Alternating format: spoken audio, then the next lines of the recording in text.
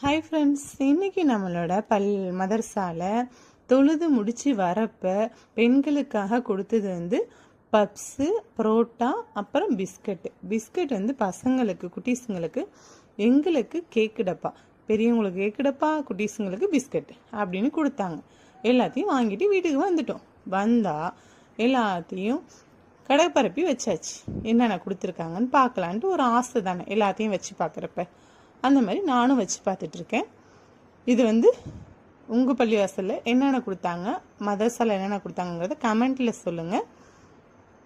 நம்ம இன்றைக்கி 4 விதமான வெரைட்டிஸ் வச்சுருக்கோம். பப்ஸ் எடுத்து சாப்பிட போகிறோம்.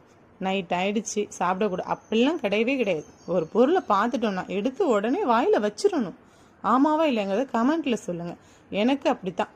ஒரு விஷயத்தை பார்த்துட்டோன்னா அட்லீஸ்ட் அதில் பாதியாச்சும் எடுத்து சாப்பிட்றணும். ஆனால் புரோட்டா கொடுத்தாங்க, சந்தோஷம். ஆனால் கொஞ்சம் வேகலை. கொஞ்சம் பார்த்து அதை செய்ய சொல்லுங்கள். ஓகே.